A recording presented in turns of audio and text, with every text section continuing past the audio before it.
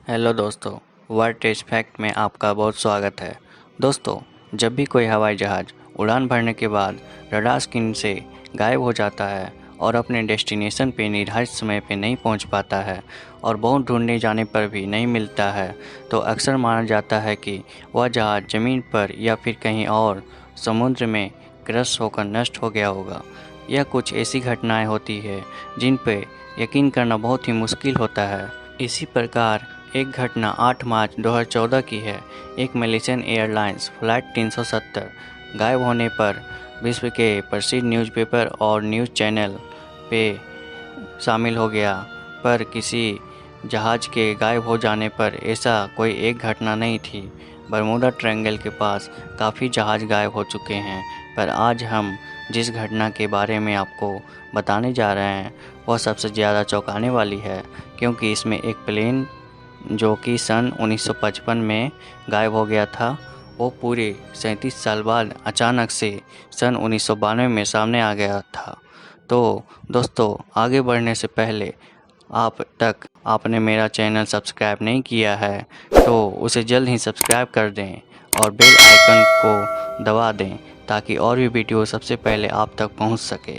दोस्तों, बात 21 मई 1992 की है, जब एक चार्टर प्लेन 914 जो 57 पैसेंजर के साथ काराकस वेनेजुएला में लैंड करता है। लेकिन चौंकाने वाली बात यह है कि वह वही प्लेन था जो 37 साल पहले न्यूयॉर्क से मियामी की तरफ निकला था और रास्ते में कहीं गायब हो गया था। इस घटना का मुख्य सबूत रेडियो कम्युनिकेशन में रिकॉर्ड हुई पायलट कंट्रोल टावर के कर्मचारी के बीच की बातचीत है। Deputy minister of civil aviation रामोल एस्टोवन ने बताया कि उनकी एयरपोर्ट कंट्रोल वर्कर ने इस इंसिडेंट को अपनी आंखों से देखा था और डॉक्टर डेला कोटा ने बताया कि उन्होंने प्लेन देखा और पायलट की आवाज़ भी सुनी, लेकिन फिर भी उनकी बातों पर विश्वास नहीं किया जा रहा था। एयर ट्रैफिक कर्मचारियों के अनुसार जो कुछ भी हो रहा था वह चौंकाने वाला था।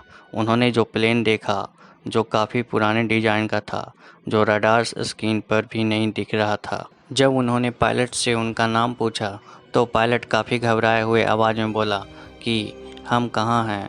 उसकी आवाज़ से डर और परेशानी का साफ पता चल रहा था और पूछे जाने पे उस पायलट ने कहा कि यह एक चार्टर प्लेन 914 है जिसमें 4 क्रू मेंबर और 57 पैसेंजर है। फ़्लाइट न्यूयॉर्क से मियामी के लिए है।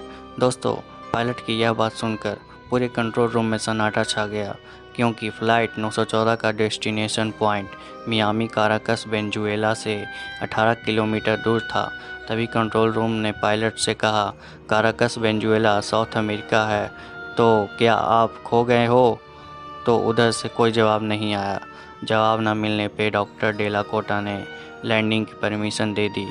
इसी प्रकार जहाज़ सफलतापूर्वक एयरपोर्ट पर लैंड कर गया। लेकिन दोस्तों, जैसे ही कंट्रोल रूम में मौजूद कर्मचारियों को लगा सिचुएशन इज अंडर कंट्रोल, तभी उन्होंने पायलट की आवाज़ सुनी जो अपने को पायलट से कह रहा था, जिमी, यह सब क्या अजीब सी चीज़ है। उनकी बातों से लग रहा था जैसे उन्होंने एयरपोर्ट पर खड़ा जेट प्लेन नहीं कोई स्पेसशिप देख लिया हो। डॉक्टर कोटे ने अनुसार उस रहस्यमय जहाज़ के पायलट ने बताया कि यह फ़्लाइट 1955 में मियामी इंटरनेशनल एयरपोर्ट पर सुबह 9:55 में लैंड होती थी। और यह सुनकर कंट्रोल टावर के कर्मचारियों ने कहा, यह काराकस इंटरनेशनल एयरपोर्ट है और 21 मई 1992 है। पायलट का रिप्लाई आया, क्या?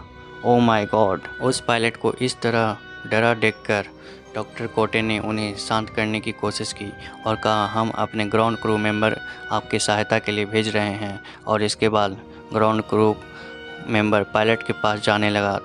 पायलट चिल्लाने लगा, नो डू नॉट, हमारे पास नहीं आओ, हम जा रहे हैं। ग्राउंड क्रू मेंबर ने बताया, कुछ प्लेन में बैठे पैसेंजर के चेहरे पे डर नज़र आ रहा था और तभी पायलट ने अपने हाथ से इशारा किया, दूर जाओ यहाँ से, और हाथ को हिलाते हुए क्रू मेंबर को जाने का इशारा किया। और इस अफरा तफरी में पायलट के हाथ से एक छोटा कैलेंडर रनवे पर गिर गया, जो कि 1955 का हैंड साइज का कैलेंडर था।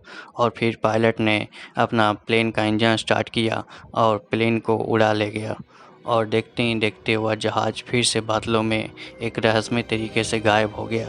तो दोस्तों, बाद में रेडियो टावर में रिकॉर्ड हुई बातचीत और वह कैलेंडर गवर्नमेंट के द्वारा जब्त कर लिया गया। यह सब अब तक लोगों को समझ में नहीं आया, लेकिन कुछ जानकारों का मानना है एयरप्लेन टाइम ट्रेवल करते हुए 1955 से 1992 में आ गया था। लेकिन दोस्तों, सोचने और हैरान कर देने वाली बात यह है कि वह प्लेन 37 साल से कहाँ गायब था और फिर अचानक से कैसे आ गया, और उसमें बैठे पैसेंजर लोग अब तक जिंदा कैसे हैं। क्या वह अभी भी कहीं समय में ट्रेवल कर रहे हैं? तो दोस्तों, क्या लगता है आपको? आप हमें नीचे कमेंट बॉक्स में कमेंट करें। आज के लिए बस इतना ही। धन्यवाद दोस्तों।